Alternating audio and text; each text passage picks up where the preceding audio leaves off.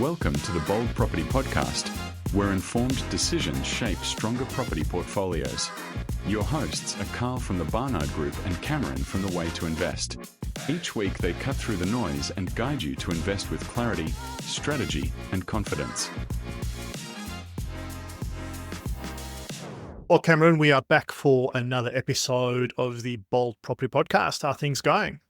Yeah, great. It's been exciting start to the year. Lots of property buying, which is great. Lots of different locations for different strategies for different clients. So it's been a great start to the year. How about yourself? Yeah, it's been a good start to the year. I'm excited for the year ahead. January has been a bit of a cracker month. There's been a lot of talk in the property market. We talked about interest rates. That's up a little bit. The government is starting to talking about changing some of the capital gains tax concessions.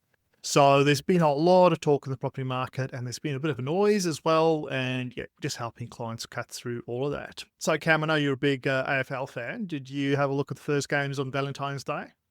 I did. Yeah, it was very romantic. Victoria won, came away with good. So I was happy and was lucky I got the opportunity to watch it. So yeah, it was good. And being Victorian, grew up there, so it was always good to see Victoria win. But yeah, great game. Glad it's back. 26 years is a little bit too long. And yeah, bring on the future of State of Origin in AFL. How about yourself? Good stuff. Well, I'm a rugby union man. I believe in teams that compete internationally. So maybe that'll rub some people up the wrong way, but give me union any day of the week. There's a couple of games coming up with the Wallabies. Australia's looking forward to the Rugby World Cup coming to Australia, which I'm really, really excited for. And look, I'm a Springbok supporter. Don't hold that against me. But whenever the Wallabies are not playing them, I do root for the Wallabies. And they had a really good year last year. I'm just hoping they can build off that. I'm looking forward to the F1 starting soon as well. Winter Olympics happening as we speak. So yeah, there's always something going on. Yeah, very excited for all sports going around. Yeah, I can't wait for the F1. I follow that religiously. So yeah, bring on the Australian Grand Prix down in Melbourne. So anyways, we're talking about property. So the topic for the day is what actually makes a good investment property in Australia. Thoughts? Well, that's a very broad question, I guess you could say. I guess it comes back to, and I think this is something we touch on a lot, is your strategy. What is it that you want out of this property? I'm in the mix of looking at selling one of my investment properties. Why is that? It's because it's done its job for me. So it was my first home. Built it back in 2014. So it was a house and land package. It was able to get me into the market, but its job was to create equity for me to build, buy other properties.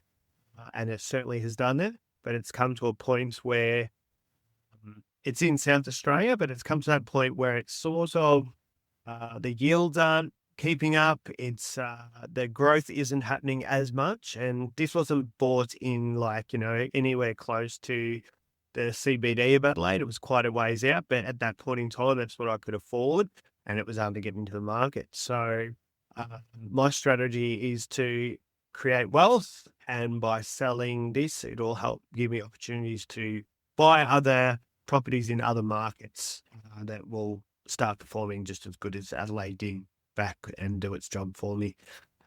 So that's mine, but you can look at also other ways of getting cash flowing, where you want to, be positively geared. You don't have to worry about adding any extra money into it, into your mortgage. You could also look at creating wealth and building up to get multiple properties into your portfolio, whatever your goal is at the end.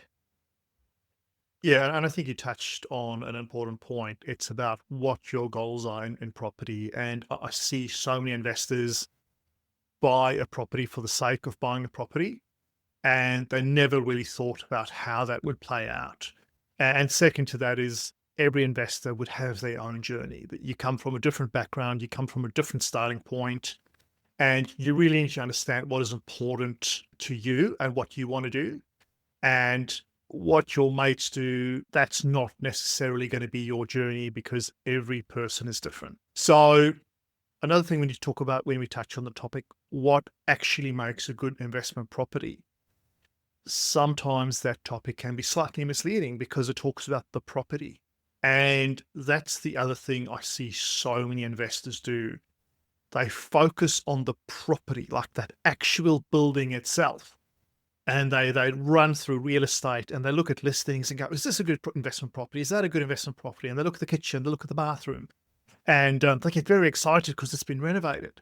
I just had someone do that today. They just flicked through a listing and said, hey, is this a good investment property? And I said, well, looks like a nice property, but we haven't even talked about the location, right? It could be a nice property, but if it sits in the wrong location, that's not going to serve you, because it's the right location that gives you the growth drivers. The property is just the vehicle. That's just the asset we secure in that right location. So, I talk about it when I talk to people. It's a funnel, right? First of all, let's understand your financial goals. Let's understand what you want to achieve in the long run. Let's then ideally model that out, over the next 20, 30, 40 years. And then let's go, well, okay, where in the country, which state is going to be the best for you? Which city or town is going to be the best? Which LGA, which suburb, which pocket in the suburb, which street? And then we get to the property. So I think a lot of people do it the wrong way around. And the other thing I see as well is, you touched on cash flow. Now, a lot of people buy residential property with this idea that, hey, I'm going to retire on property. But they never really understand what it's about.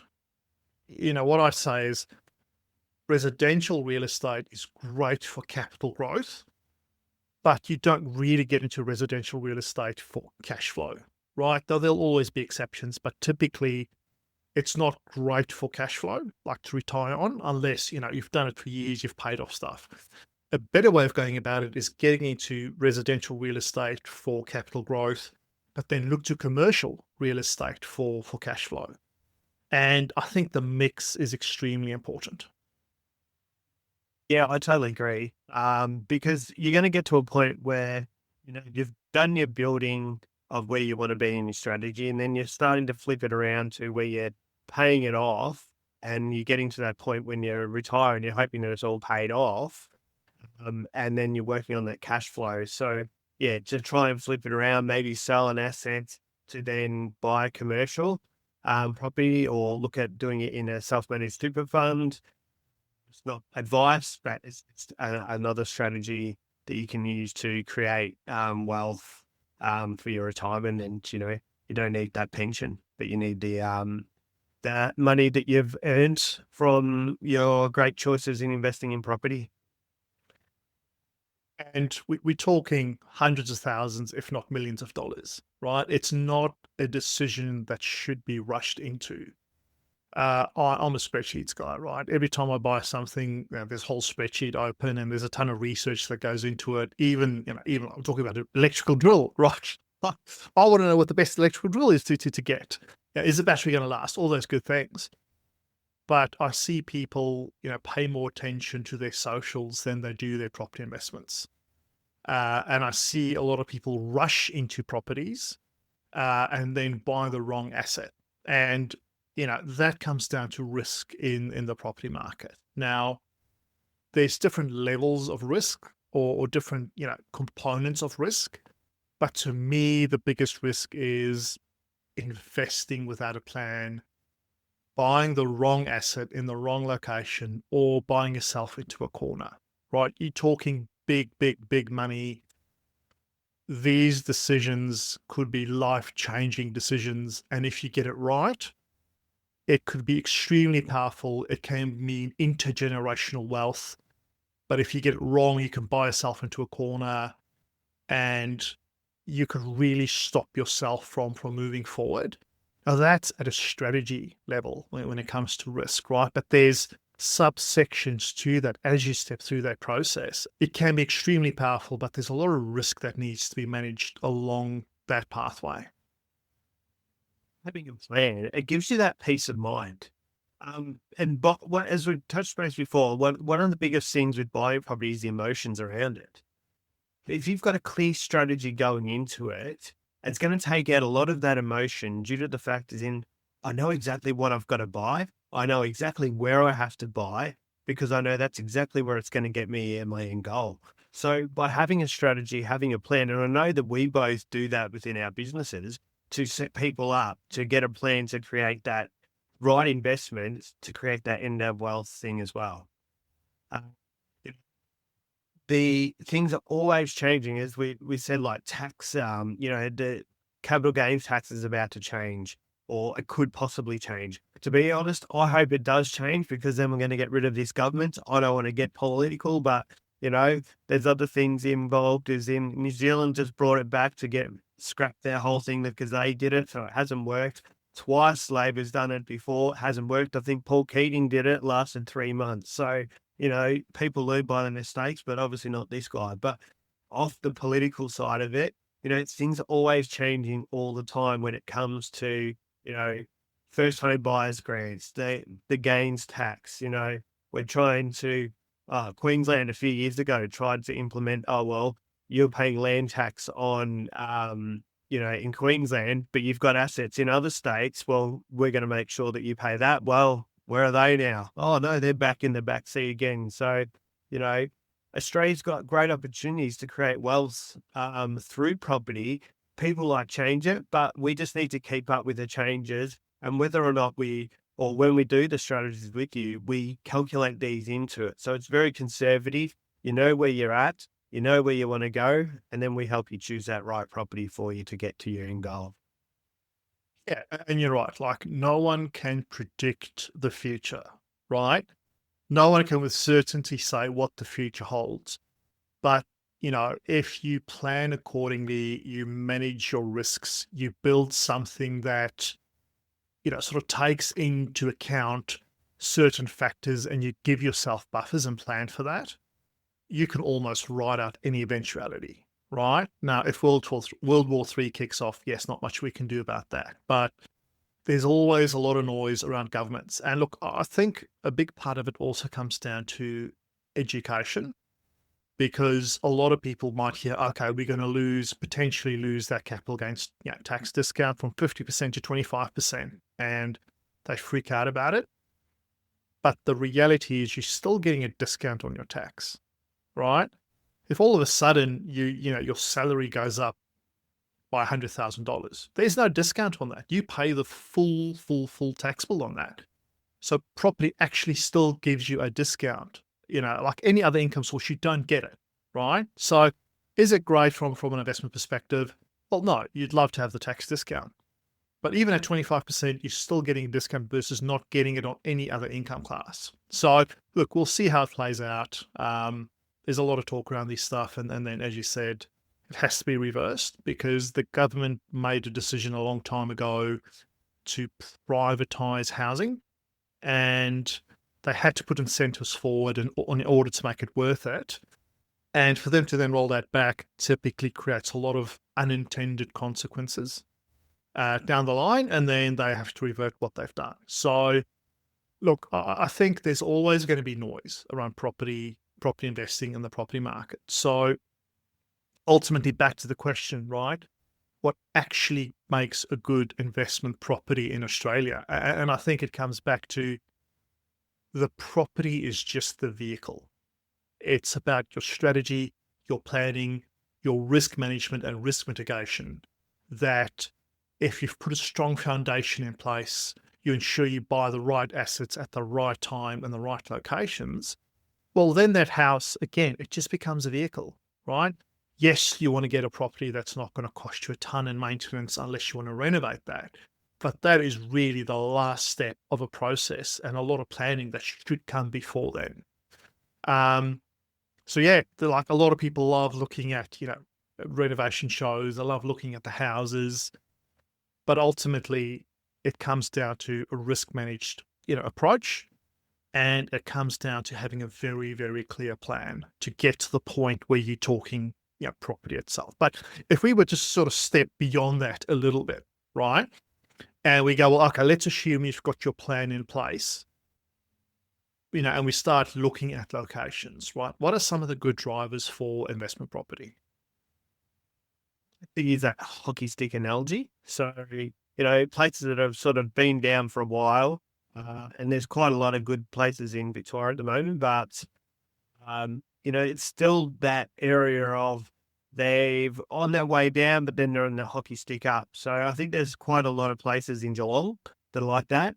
But there's other factors about Geelong that I like. It's very much like Brisbane and the Gold Coast and Sunny Coast. So it's sort of classed as a regional town, but you've got Melbourne there, but it's, the amount of growth that's happening, it's all coming into one.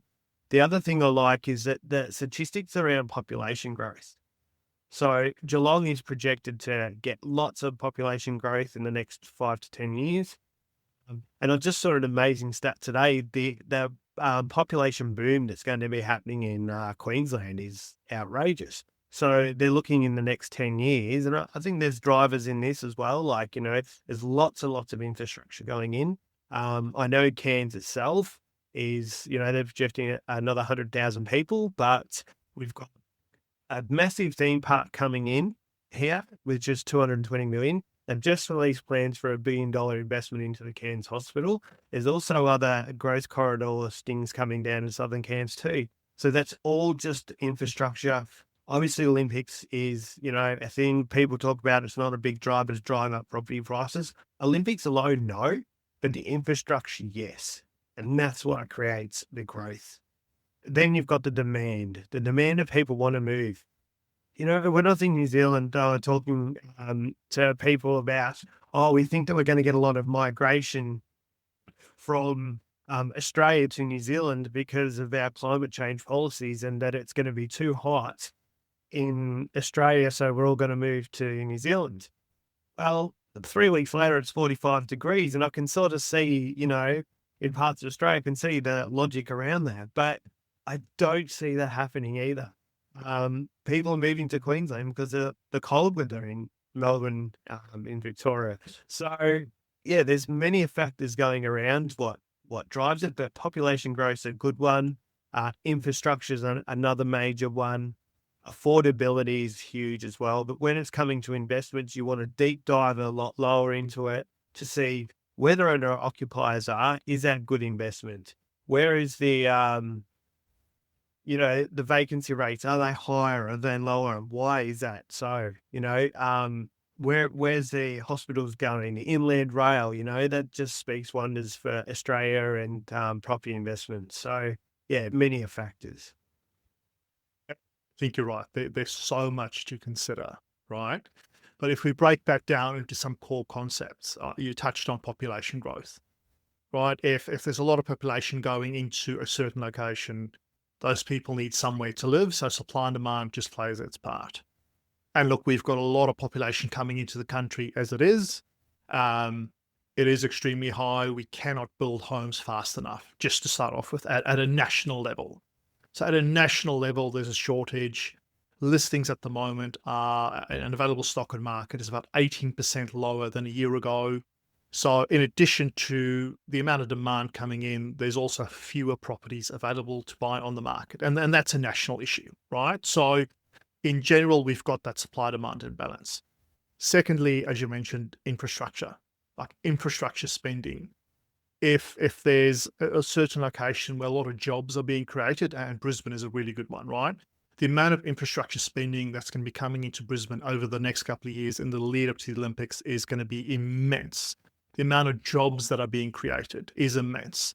People might have to move up to Brisbane because they're going to get a job to build the new stadium, for instance. So that all of a sudden drives more demand. And then there's a lot of interstate migration. As you said, people are running away from Melbourne for the warmer weather, right? I did it. I think you did it. You ran up to Cairns. You went very far north, so. But we all ran away from the colder weather, right? And yeah, there's a lot of areas with interstate migration. You also touched on like country towns, for instance. If a hospital pops up, that is an immense driver. Like the amount of jobs being created, like compared to the size of the country town, as part of construction, but also ongoing, the amount of demand for property just skyrockets in those locations. So at the end of the day, it comes down to economics 101, right? Supply versus demand, and what's really going to drive demand, and then what's the available supply. And as it is, we cannot build them fast enough.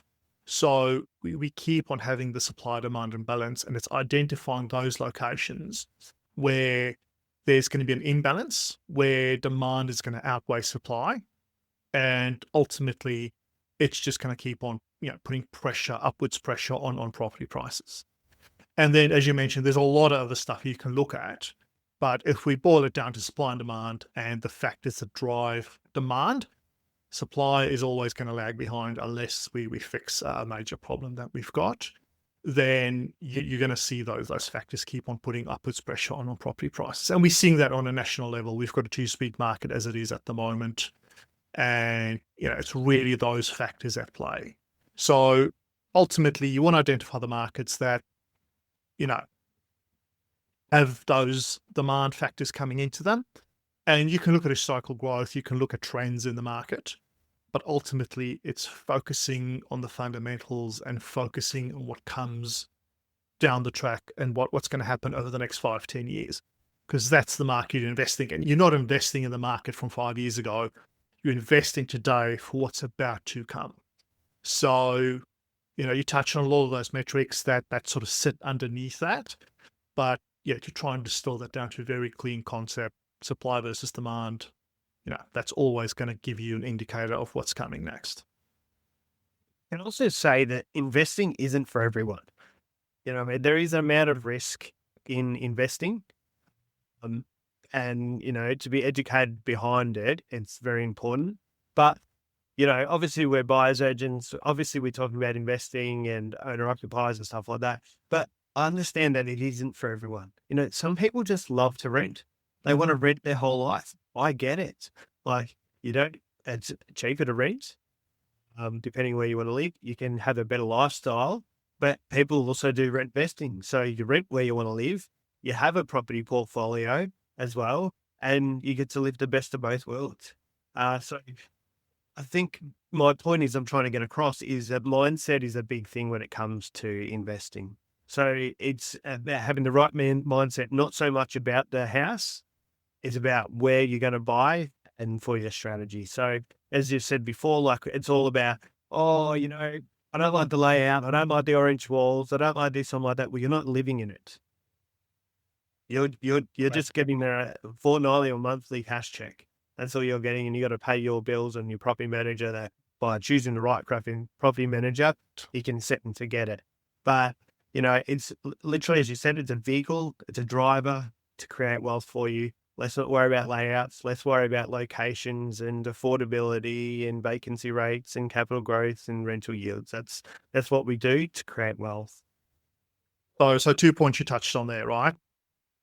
Property investing isn't right for everyone. And I would fully agree with that, right? If you cannot afford to get into property and you cannot afford to invest into property, and it puts too much, pressure on the cash flow, and there's a risk of you being, kicked out of the market in a year's time because you can't afford an interest rate increase, that is about the worst decision you could make, right? So, yes, we help property investors, we help people get into the market, but at the same time, there is a bit of caution around it, right? I've had someone come to me that wanted to get in. I looked at their finances and I said, you are spreading it thin. I would recommend you go talk to a financial planner first before you make this decision. And that person didn't like that response and they went somewhere else. But you know what? At the same time, I'd rather not help someone into a property that honestly cannot afford it and shouldn't be doing it, right? So if you're listening and you want to get into property and now is not the time and now you're not ready, by all means, take the time, save up a bit more, think strategically, what can you do to get yourself to a point where you can safely invest into property and make sure that you manage those risks correctly. I'd rather take that approach than try and get into a property and have to pull out a year later, because buying and selling is expensive. There's a lot of money that goes into fees on both sides of that equation. which means that ultimately you lose if you get in when you cannot afford to hold that property. So sometimes taking a step back is also the right answer. Now, again, there's a lot of people that can help you with that. But yeah, sometimes the right decision is not to invest in property. And it might sound very counterintuitive, but I'd rather have someone delay their property investment by a year or two and get in and stay in the market for the next 2-3 decades than getting in for the sake of it and then having to drop out a year later. A lot of that also comes back to a bit of planning. Yeah. There might be another market you could get into that you never considered. And just understand that. Understand what the cash flow is going to look like, right? Don't go doing what your neighbor next door does just because they've done it, right? They might have received $1 million in inheritance. You just don't know. So don't keep up with the Joneses. Do what's right for you. But the second thing you touched on was funky painted walls. And I think one of my best recent purchases were funky painted walls, right? The people lived in the house. It was their own home. And the one wall was shocking blue. The other wall was shocking yellow. They painted it themselves. They didn't know what they were doing. There was drip marks running off the walls, but the house was sound, right? It was just the colors of some of the walls were questionable. They struggled to sell it. We picked that one up under market value. We had it repainted for $3,000, and that place went up by $100K in 6 months, right? So I always say an ugly property typically makes a great investment. So I love ugly properties. The worst house on the best street. Absolutely. Again, you don't want it falling apart where it's sucking money out of you for maintenance. But if it's a good structural property, sometimes if the paint's a bit faded or the colors are a bit odd, sometimes it's cheap to fix that. And a lot of people can't look past that. So I think we're very well trained to look past staged properties and small defects that are easy to fix. It's the big stuff you should be caring about. But I love those deals. No one else wants it, and I just see opportunity. I just did by myself, and there was cracks in the ceiling, and all this sort of stuff, and got it all looked after, and it came back. It wasn't structural at all, so perfect purchase. People prior, it was literally came back on the market. So days on market looked like forever, but I knew it was off the market. Come back on the market. Because the last buy, what we were told is that they were scared off by it, and it wasn't structurally sound, but it was, or there was termites in it. It wasn't termites in it. I was able to pick up a great deal for my clients. It's time for the bold statement of the week. So my bold statement of the week is going to be that if you're not ready to buy property, don't buy. Take your time and wait. Yes, the property market can do amazing things for you, but the last thing you want to do is get in and get burnt. You need to have a well thought through risk managed property investment approach. My bold statement is don't focus on the property, focus on the location and your affordability and many of other factors within your strategy. All right, Cam. Well, thanks. I think it was a great episode. We covered a lot, so hopefully our listeners get some value out of it.